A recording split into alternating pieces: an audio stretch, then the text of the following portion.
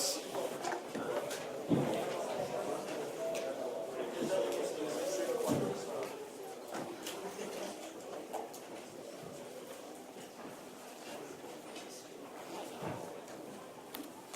Thank you.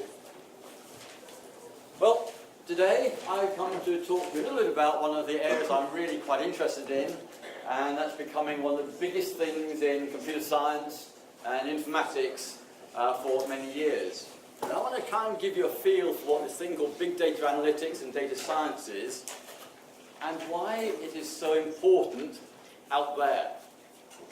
Your sort of ultimate destination after being here is employment, and big companies and middle-sized companies and small companies are all seeing they might be able to get business value from this thing called big data.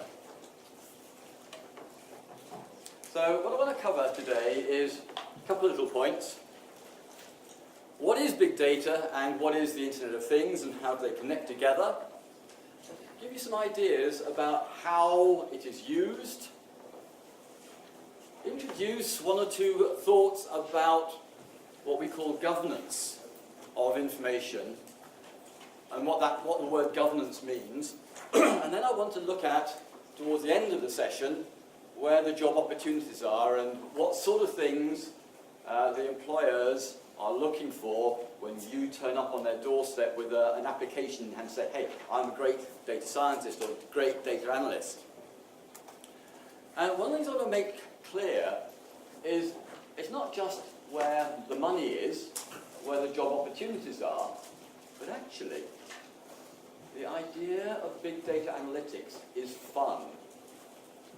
Yeah, I know, it also pays quite well, and I'll show you one or two little graphs towards the end that have come out of a recent survey projecting forward for the next 6 years, the job opportunities and what the current premium is in your salary if you come out with a good capability and skill in big data analytics. So, big data and this thing called the Internet of Things. Because it's the Internet of Things, among others, which has actually forced the situation on the standards for the Internet Protocol. IP4 used to be the great standard, and that kind of runs out of capacity quite rapidly, and that they've had to introduce IPv6 to provide a much greater address space. So all these things like smart fridges and smart cookers and smart houses and smart cities have an address within the space of the Internet of Things. And they are busy chattering all the time. There's an example just recently of someone who had one of these clever smart controllers for their Christmas tree lights last year, and they thought it'd be really great to connect that up to a little Twitter feed using the Twitter APIs so that the Christmas tree tweeted out what it was doing. And within half an hour to an hour, there were half a dozen bots out there busy tweeting back. And you're busy creating a Twitter feed, aren't you guys? How many of you know that that's what you're doing from programming? Everybody? Good. However, because all of these things are twittering and tweeting and chattering and so on, one of the big problems with big data and the Internet of Things is, as John Easton pointed out a couple of years ago, there is so much of this data coming from all sorts of sources that we don't actually know how accurate it is. He reckons that something like 80% of all of the data that's now rushing around the sort of ether, the networks, we don't know how true it is. 80% is of uncertain validity and veracity. It is uncertain. It's not saying it's wrong, but we just don't know which bits of it are right. And that can be a bit of a problem. And you see down the bottom here, enterprise data. This is the stuff that's classically the subject of computer science. You know, enterprise resource planning systems, the scheduling systems, the master records of who our customers are. But just recently, one of the big stores in the country, in the field of sort of sports gear, put out a plea for help because people people are creating their master records for accounts by signing up off the internet. And they had discovered they got a little bit of a problem. They have in their master database of account holders who are ordering things off their website, 80 million people, different accounts in the UK. Now that's a bit of a problem due to the fact there's no more than 70 million people, including babies, in the country. So they've got lots of people signing up multiple times because they forgot their address, they forgot their ID, their password, and just create a new one. So they've got multiple accounts for most of their customers. A bit of a problem. So even that is now becoming a problem. It used to be certain-ish. Now it's a big problem. Now, I thought it'd be fun to show you a few things where this whole big data, Internet of Things, actually is in use. And one of the most fun ones came out of a keynote address a couple of weeks ago while I was at that big conference in Las Vegas, which is why Wayne took you for the Monday session. And this is an interesting one. Enjoy it, guys. We're going to welcome Nigel Hook, and president and founder of Silverhook Powerboats, and we're going to welcome the CEO of Virtualite, Ian Taylor, both of whom I mentioned earlier when I began my remarks. But for now, let's take a moment and watch this video.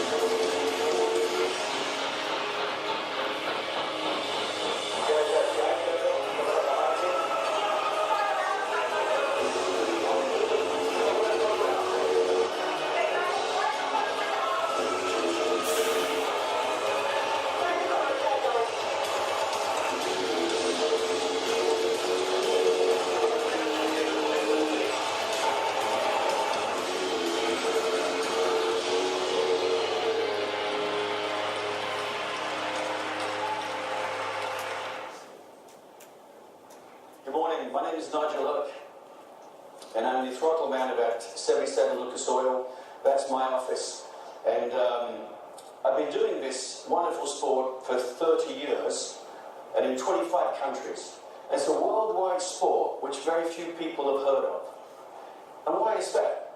It's because it's in the ocean, right? It's very hard for people to see the sport from the beach. Even if you're in a spectator boat, you may be bobbing up and down. It's tough to get TV crews out there because cameras and salt water don't work too well. You've got commentators that try and call the action that don't know at all times what's going on. Even the officials, at the end of the race, they've got to decide who to award a trophy to, and that's sometimes in doubt because all the action was out in the ocean. That's the problem, and that's the problem we solved. I have another office, as it happens. I'm the CEO of DataSkill, and we have presence down in the booth, 422, in the Watson area.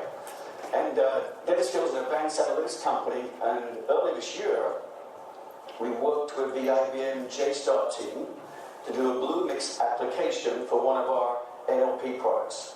We were very quick, very successful. So I was chatting about this with the team and said, okay, we have all this data here. How can we solve this problem? We have the technology now with the cloud, with the IBM Internet of Things, with the SBS scoring server, with Bluemix. We have the ability to build this. What we're missing is the way to visualize this to the audiences that don't know what's going on. So fortunately, I happen to know the company which is the best in virtualization of sporting events. A company called Virtualite. They're all the way down in the South Island of New Zealand, just above the South Pole. But they deliver their solutions all around the world, from Formula One to America's Cup. America's Cup, they've won 2 Emmy Awards for this unbelievable technology that you'll see shortly. But America's Cup, you know, they're doing that in the ocean. That's great. They're now doing it at over 40 miles an hour. It's incredible. But we need a technology that can do this over 140 miles an hour. As you saw in big seas, 6-foot seas, we can sustain up to 7 Gs of impact. In addition, you might remember that blinding rooster tail. It destroys equipment. So it's a very, very challenging environment to get this technology to work. But what's really key is to get an informational, entertaining visualization to the audience. And on that, I'd love to introduce the CEO of Virtualite, Ian Taylor. Thank you very much, Nigel. Well, it's really nice to be here this morning. I have to tell you, my office is not as spectacular as Nigel's, but it is actually in a really nice place, Dunedin, New Zealand, which hopefully is going to be New Zealand's first gigatown, which is going to make all of this stuff in the cloud even easier. Now, 25 years ago, back in 1989, when we started the company, we did so on the basis that we believed digital data would be the currency of the future. And what we would do was take that data and turn it into pictures that people could understand. Now, as Nigel said, one of the very first events we ever did was the America's Cup. And those of you who ever remember the America's Cup would understand why it was the perfect vehicle to do this. Because at the time, watching yacht racing was a bit like watching paint dry. And even if you did get to see it on TV, you didn't very often know who was in front. Now, we started that exercise. It's interesting to look back then. The computer that we used to track the boats, get the data in 3D, do it all in real time, deliver it back to TV, cost $500,000 and was the size of a refrigerator. Today, we're doing it on a phone. And in fact, right here, at this very instance, on this phone, we're tracking 7 boats in the Volvo Ocean Race around the world in real time. So since then, we've gone on to work in a number of sports, including the World Rally, Formula 1, NASCAR, and golf. And we also do this rather strange game called cricket. Now, it's a game that can go on for 5 days and still end up with no result. And no matter what we do, we haven't been able to fix that. Now, given that visualizing data was what we do, the idea of working with Nigel and the IBM team using live data from a boat travelling at over 100 miles an hour out on the ocean, taking that data, pumping it up to the cloud, analysing it, pumping it back down to us on shore so we could then send it to Nigel in the boat and to his onshore crew was an opportunity that was just too good to miss. Even though the phone call we got asking us to do it came 3 weeks ago. And we talk about doing things fast, we talk about doing things at speed. This has been an incredibly eye-opener to see how fast this stuff could come together, because we're just going to fire up. I'll ask John over there. I feel like one of those magicians in the Mandalay, and my lovely assistant John here. But this is magical. So we fired it up. What you're looking at here is 3 weeks of work with a team working out. Well, John and his team were up in Alicante setting up the Volvo Ocean Race. Nigel was in San Diego. The IBM team were in Florida. And we had our programmers down, as Nigel said, one stop from the South Pole, pulling this stuff together. Now we're looking at the stuff here. We're seeing the kind of standard stuff that we do. We're getting the GPS, which tells us Nigel's boat speeds. We can see how far he is in front. If you just take us out a little bit there, John, when somebody comes around the corner, we can see the distance and differences. We put up the leaderboards. This is the kind of standard stuff we're doing now. And of course, because we're in the cloud, we can choose any country in the world, and John chose Naples because we're just off the coast of Italy there, and you can see the distance. Nigel's in front now. But John chose Naples because he reckons they sell the best pizza in the world. We're going to go down and have a look at Naples on the way past, and maybe later in the day he could actually go and show you where he buys those pizzas. So Nigel, if you come in now, because what's been really great about this project is normally we're pulling in the kind of data that gives us these results. So as you see, John's just moving around this boat in real time, but I'm going to get John now to ask him to fire up Nigel's cockpit, because we're getting sources of data from 40 different places on each of 2 engines. So there's 80 streams of data coming to us now in real time, up to the cloud, down to here. That could be really confusing, but here, Nigel, we just saw the important thing for you is that you're seeing this data, your onshore crew seeing it, and there we go, you've got water pressure. Yeah. What are you going to do? Starboard engine. Well, in this case, because there's 2 engines in the boat, I can throttle back on the starboard engine. Look, they're all up, we should jump. Time for a pit stop, I think. Well, this gives a chance to have all the data, which is really too much to see on an analog basis, and have a chance to see what's important and what's relevant at that point in time. See, the great thing here, see those two dials there, normally this data would just overwhelm us. I mean, we couldn't show it, there'd be too much. But going up into the cloud, the IBM analytics is pulling out what's important, actually for you, and allowing us to show it to you and the crew on the ground, isn't it? Because you've still got water pouring over here. Always, yes. Yeah. So what I want to do is take you through what you can see here. This is our racetrack, right? This is where we tested the technology. It's probably the most brutal environment on a planet to make the instrumentation, the technology, and the data streams all work well. So this is what we got. We're racing on the circuit, and you've got the commentators, fans, officials, and sometimes our race team doesn't know what's going on. So we need a way to be able to visualize and share the information and the experience to these audiences, and that's the key component to what Virtualite does. But it's got to be enabled by the technology of taking the data. So you've got these key components here, which is the IBM Internet of Things in the cloud, and Bluemix with the analytics warehouse and the SPSS scoring service. And why that's important? Yeah, this is the bit that makes a real big difference to us, and it's how we get the data from the boat. Normally that's coming straight to us on shore. Now you can take all of that data, pile it into the cloud, and then shift it across to your team. It is. There's so much data in real time coming live, and so fast that no human can really consume that. So the benefit of having the IBM Predictive Analytics with SPSS, it sifts through all that data in real time, and it looks for what's important. It looks to detect and predict failures, possible failures, which then it shoots out through the Internet of Things, goes to Ian's software. Then you push your button there so we can get it back, see? Here it comes, see? The alerts go backwards and forwards. And so what happens is that information then comes on two places. My crew chief's dashboard and my dashboard in the boat. So we can make it, like when the water pressure comes up there, we can make a decision on what to do. But if we can do this in this environment, which is what we've done, having accomplished this, we can do it anywhere. It's absolutely fantastic, opportunity here, and I really believe that while we're doing this in sport, it can apply anywhere in the world and anything. We could probably put it in Nick's car, he's driving to work, you can see who's bought the beer, who's bought the field, who's bought the land. Exactly. Now I want to thank John for driving the demo. This is actually live data in simulation. And most of all, the master creator himself, Ian. Thank you very much. Thank you, Nigel. Here.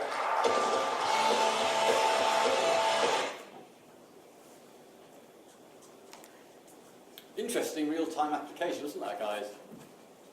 They do that for Formula One. So if you use their Formula One apps, the paid-for ones, which give you all the details about who's racing where the positions are on the track and so on, and all the telemetry like that, same sort of technology.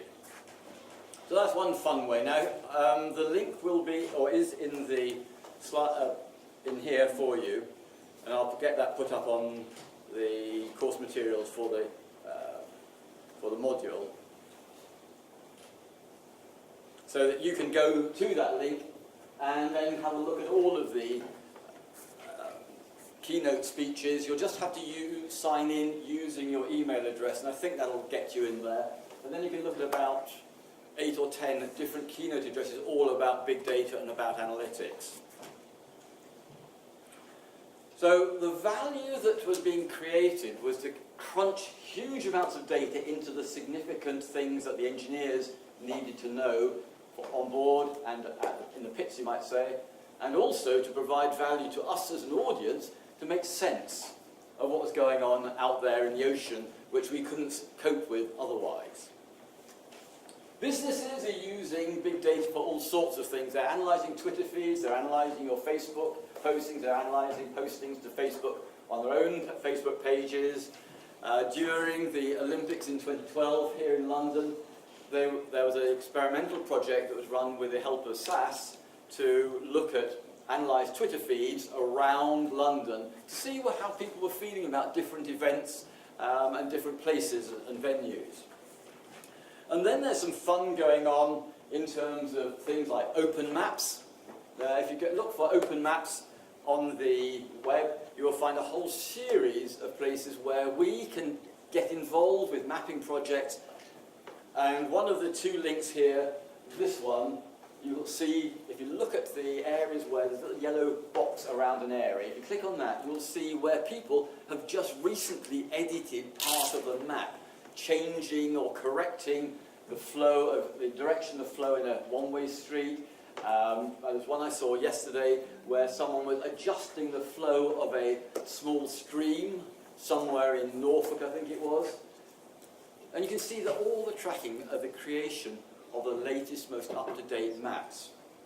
Or this one here, you can actually see where people have helped work with it, with a map.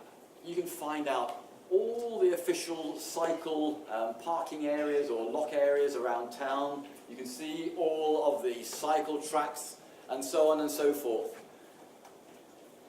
All helped by these public open data areas.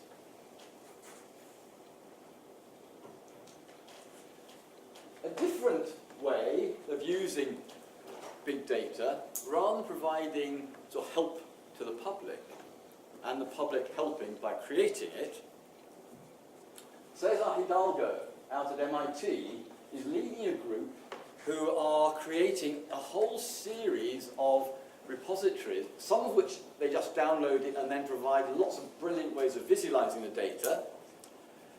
Other ways, other ones of these, and I'll show you one of them, is where they're getting crowdsourced information, getting us, the public, to help them understand the world around us.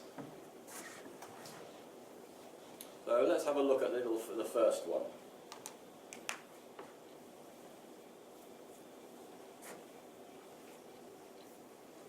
This one is looking at economic complexity, with gigantic amounts of data about every country in the world, about their exports and their imports over the last sort of 12 years or so. And when you click onto it, it will choose randomly a country and then present you the exports for 2012, categorized in this kind of tree, what they call a tree map. And the size of each block is proportional to the size of that element in the total data set. And so one of the ones that's interesting is something like this, the stacked one,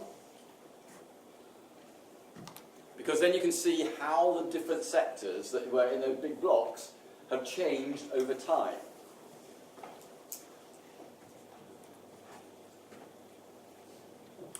But what this guy was saying at the keynote speech at the conference I was at back in early September, it's great having these sort of pictures, but what are these visualizations good for? Well, the point is, and this comes out of one of the last slides in this presentation, they're looking for people who can do big data analytics, they can do the analysis, but can then tell the story. Now, there are a couple of interesting bits here. Canada has the big company Bombardier, and they are probably the source of most of that transportation, whether it's railways, snowmobiles, or aircraft. You can hover over it and find out what's there. Oh, this actually, for transportation here, tends to be cars, delivery trucks, and vehicle parts. $35 billion worth of exports in that particular year. And in 2011, it's grown to 37.3 billion for cars. What you'll also notice is that dip in 2009. Now, why do you think there was that dip in 2009? What happened? Financial crisis. The financial crisis of 2008, and the world fell apart nearly. And what he was showing was that by using different parts of this, you could tell all sorts of interesting stories. You can use networks here to actually show how the different products and sub-products fit together and are related to each other. You can show how the exports go to different countries.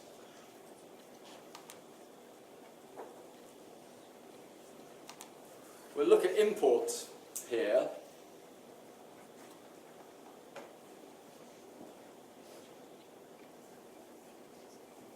So you can see where most of the imports are going to and from. There appears to be a slight problem with the mapping display, I suspect.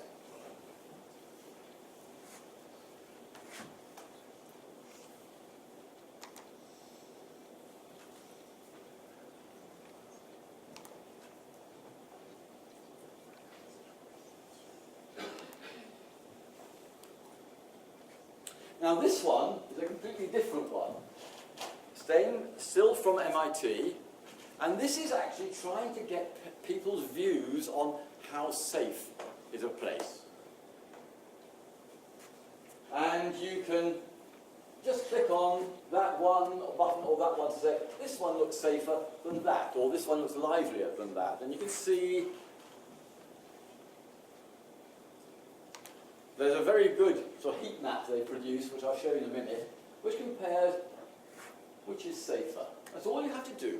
Just go click on one or the other, and that will be then recorded, because those two pictures also have geolocation tags, so they know where those two photos were taken, and then they can compare. And they want 500,000 clicks on each photo, if at all possible. So if we have a look at the maps, this is what they're doing with it.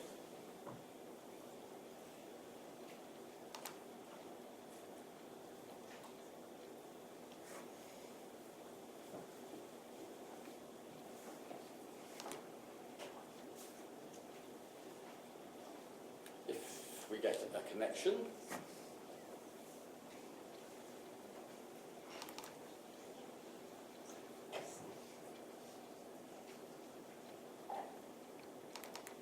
And what you can see down the bottom here, the lowest score for safety feelings and the highest score. And you can see here how much of the centre of Detroit and around Dearborn is perceived to be unsafe.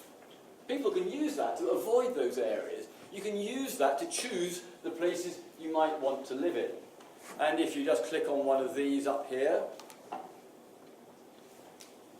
let's make it a little bit bigger.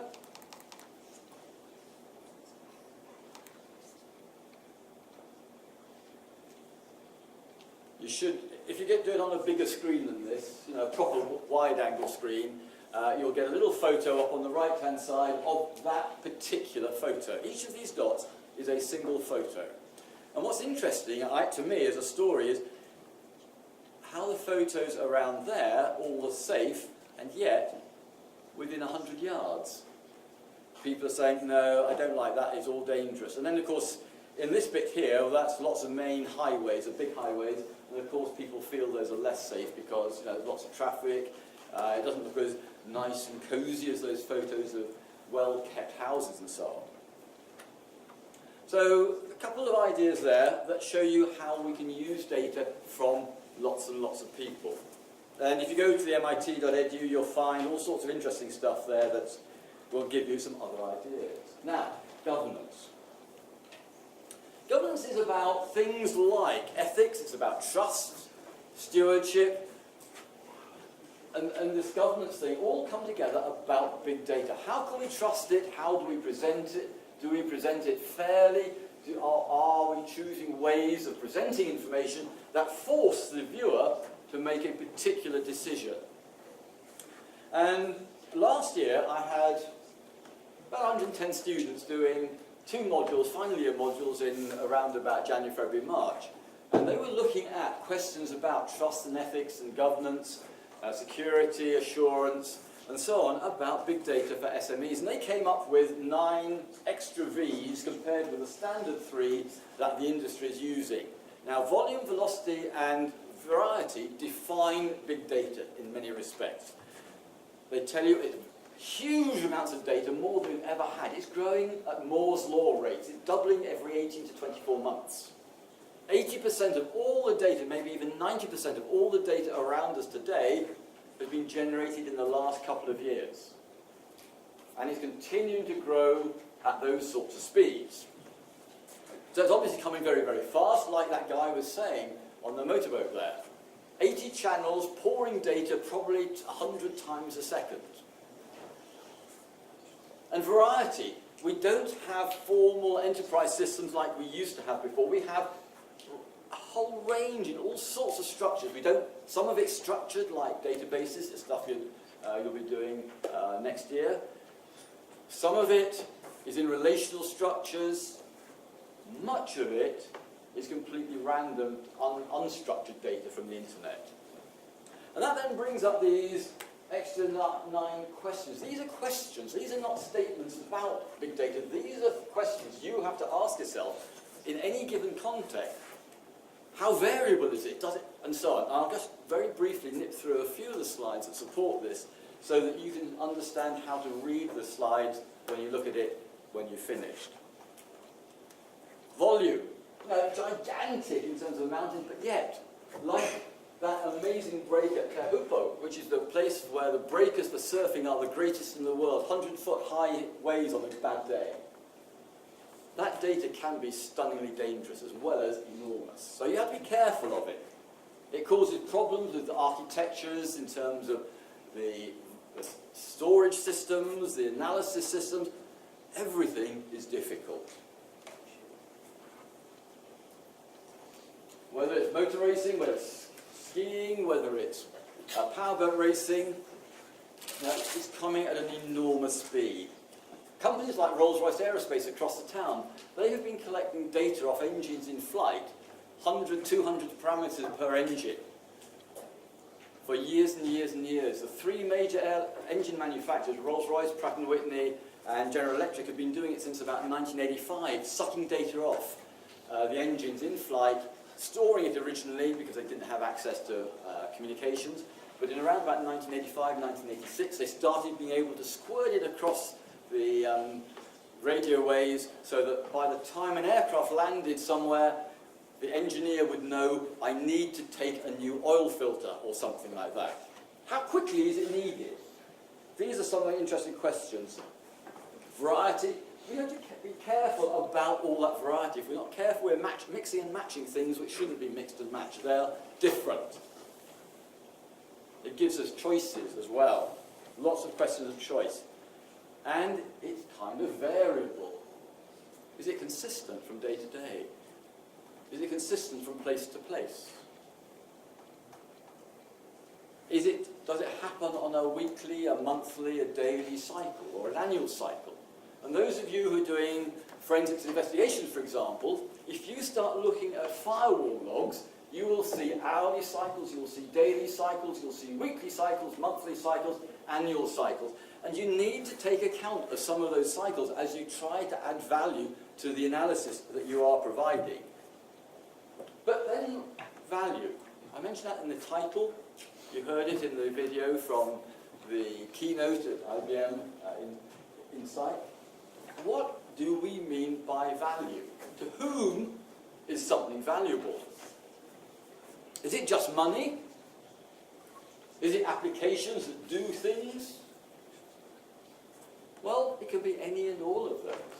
And every single one of you has an interest that can probably get value out of some of this big data. Truthfulness, veracity. 80% is of uncertain truth. We do not know often how much data is accurate. I've been doing stuff on here now for about 3-4 months, just location tagging photos. I've got 10 students doing their final year project looking at the accuracy of location services on smart devices like that. Because you might have thought that those locations that it's capturing for you from the GPS signal, from the Wi-Fi network you're connected to, from the cells that your phone is connected to, might give you a perfectly accurate location. Those of you who can do it might find it entertaining to switch your location services on and get one of the apps for the Map Plus, for example, is a good one, to see where you are, or at least where this phone thinks you might be. Tag some of your photos with location and see where your photos think they're being taken from. You'll be surprised. And I've got, as I say, about 10 students doing their final year dissertation trying to find out what proportion of those photos are actually located in exactly the correct place, and those that aren't, by how much out are they. Because I've got some which are, I'll show you, spectacularly inaccurate. And here it is. Those two photos there were taken actually where that little photo with 13. However, that is 22 kilometres away from up the top where it was actually taken from. One of the set called 3, again was taken from up there, is 11.5 kilometres out of place. Which is kind of interesting. We thought GPS was accurate. We thought assisted GPS location would be perfectly accurate. Don't you believe it, folks? This is using MapPlus application on here. This whole area there is entirely spurious. I was stationary where it says end of track. And I was just holding it like this. I happened to be inside, I think it was inside TK Maxx at the time. I was just standing absolutely still. And the location services took me for a walk. That's about 100 yards. Over a period of 2 or 3 minutes, it just all took me for a walk across the car park, over to Boots and Halfords, and then took me back to where I started. And I had stood there. And while I was sitting in Miami Airport on my way home a couple of weeks ago, we had a delay because something had gone wrong with the engine, they couldn't start one of them. And so for an hour, we sat about where the green pin is. Just like that. And it took us, we were actually probably closer to there rather than where the green pin was. And it took me for a walk for the next half an hour without us moving at all. Then we have to think about validity, because what context is it correct? Now, statistics and big data analytics tends to be related to statistics and correlation. And there is a most beautiful, spurious correlation that one of the students found for me last year. There's a lovely website with all of these spurious correlations. Now, you can't get better than 0.97 for the R-squared parameter. That means 0.99% correlated, almost perfect. Correlating fresh lemons imported into the USA from Mexico and the death rate on the US highways. Perfect correlation. There can be absolutely no connection. So we have to be careful as a data analyst in big data that we don't fall into traps like that, because some people are saying, oh, correlation's all you need. You don't worry about causation. The real reasons things are connected, which is the foundation of science. The foundation of getting value for most people. So we have to be careful about things like that. And of course, there's this wisdom of the crowd concept. And I was talking about crowdsourcing for that map from MIT. Now this was a fun one that's a little item I came across recently. A question: do you think tomatoes are magnetic? And 2,500 people filled it in and said, some, I don't know. 77% said, of course tomatoes aren't magnetic. The reality, however, the real science says the wisdom of the crowds is wrong, because tomatoes and us, pretty much, are magnetic to some extent because we have iron in built into us, in our blood, in hemoglobin, and in tomatoes because it's in everything. So we thought the world of, 75% of that, 2,500 people, were absolutely convinced tomatoes aren't magnetic, but the wisdom of the crowd is wrong.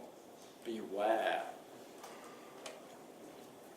Things change very fast. Snapchat, it disappears like that, doesn't it? Mostly. So if you're using data that's coming very fast, which is not really of long-term stability, because we change our minds, be careful, folks. The verbosity word, well, that comes into the things that all this free text that's running around, all of those tweets from Twitter, all of those social network postings, it's all text. And unfortunately, at the moment, machines cannot understand really what words are. They don't understand the meaning, the semantics. Yes, you can program up most of the grammar pretty accurately, but computer, quote, intelligence really doesn't understand the meaning of words and the meaning of phrases. It can't detect irony, which is a problem for banks who are analysing Twitter feeds. How do I know when I'm analysing these Twitter feeds that the customers who are saying things are being truthful, positively, or being ironical, which kind of inverts the meaning? Network security, lots of vulnerabilities, and not just the ordinary expected vulnerabilities, but also critically reputation is a really big problem for some companies. And last year, 2 years ago, a company called Target, one of the biggest supermarkets in the USA, had a little bit of a reputational problem because they tried to be too clever with their big data analytics. And they found they could predict, from their data they had about all of their customers, they could predict women who were pregnant. So they could then go and target them with adverts and offerings and so on. And things went badly wrong because they hadn't really thought about the question of should they be doing that sort of analysis. Is it ethical to identify people or women who are pregnant, could be 16, 17-year-olds, which they managed to do, and unfortunately that really did bring the sky down on them big time. So vulnerabilities, but importantly reputational and legal vulnerabilities are really critical in the field of big data. How do we know whether it's valuable, whether it's right, how reliable it is, in what context? All sorts of things. Is it the digital signal that's important, or signature, sorry?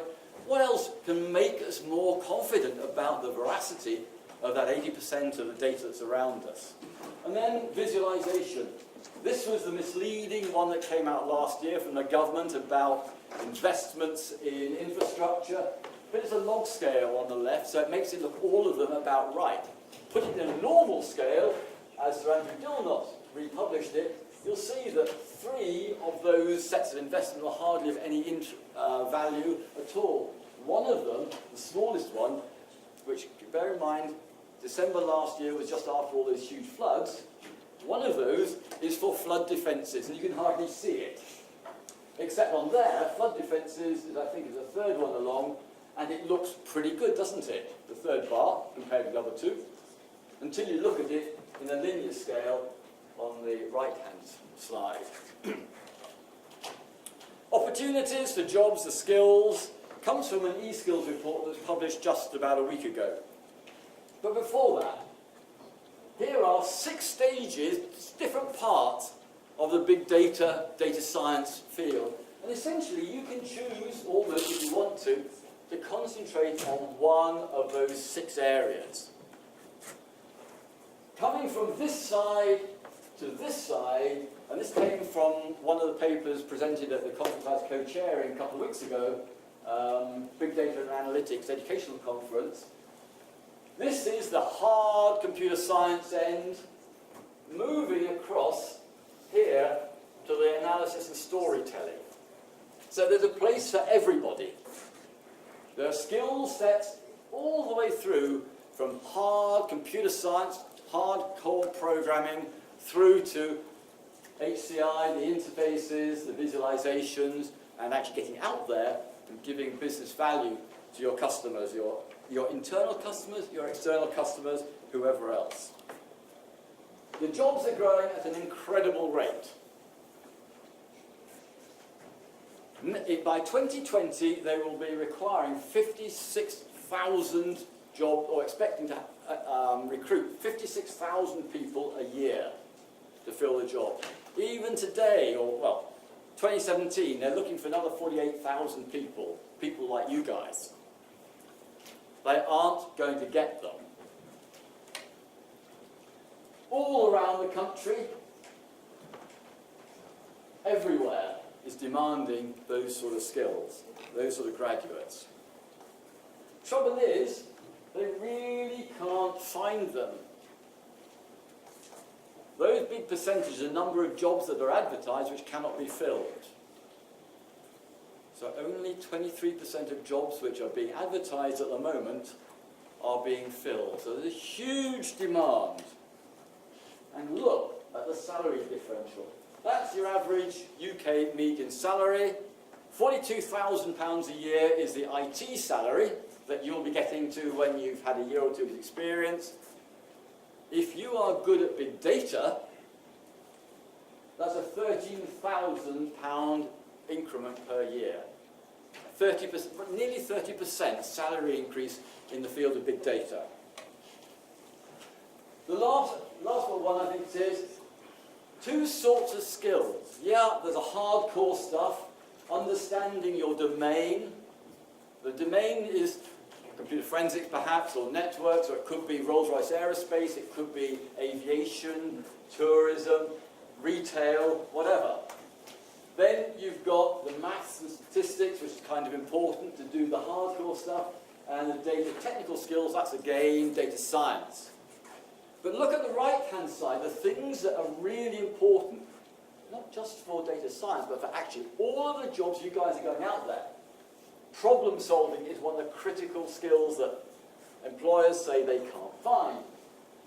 Collaboration, working together, not just in your own team, but out extended to your customers, your suppliers. Be able to work together with people, communicating, being creative, thinking outside of the box, making those connections between here and here which aren't obvious, which aren't part of the standard theory. And then, like Professor Hidalgo, storytelling. Big data analytics demands storytellers who can take those visualizations, or can create them, take them, interpret them in the way that their audience will find most helpful. Goes back to what I was talking to you guys about on Monday, doesn't it? About storytelling, finding the language that people actually can listen to. And curiosity, being like Albert Einstein, who said, I'm not particularly intelligent, but I am insatiably curious. I want to understand what's going on. Go to those MIT web pages, have a look at those different visualizations, see what you can work out is the story behind some of those amazing sets of numbers. And here are some of the links that you'll find interesting. Okay, that's the end of what I think it might be of interest. I hope it's of interest. Some of you, I can see some of your faces have lit up quite a lot as we've been going through that. Some obviously hasn't connected. However, all of you will learn something from all of those. Those last few slides were created by, or helped be created by the SaaS company who provide us with the SaaS software that's in our labs. Okay guys, thanks ever so much.